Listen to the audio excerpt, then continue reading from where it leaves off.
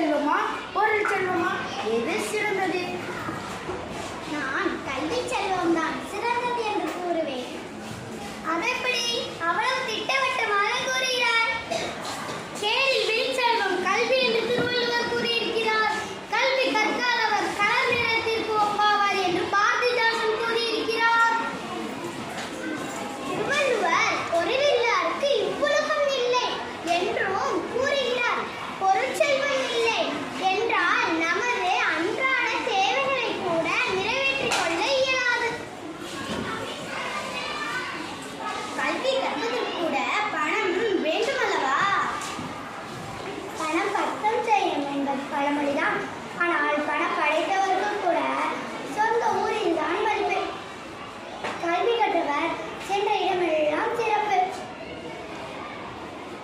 பொருள் செல்வம் நிலையில்லாத கல்வரால் கவர்ந்து செல்லக்கூடியது. பணமின்றி எப்படி வாழ்வது? கற்ற கல்வியால் பணம் ஈட்டவும் முடியும், வாழ்க்கையில் உயரவும் முடியும். கல்விதான் எல்லா முன்னேற்றத்துக்கும் காரணம். புதுமைகளை கண்டறிவோம், பணம் தேர்வதும் அல்லவா? ஆம், ஆனால் கல்வர் அறிவு வளர்கிறது. நன்மை தீமையை பகுத்தறிய முடிகிறது. நல்வழியில் வாழவும் முடிகிறது.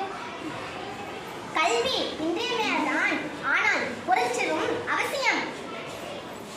விவாதம் இப்படியே நீண்டு கொண்டிருந்தால் மக்களிடம் அறியாமை இருளை நீக்கி ஒளிபர செய்வது கல்வி. கல்வி அறிவை நாம் இளமையிலே பெறுவதுதான் சிறந்த வழி.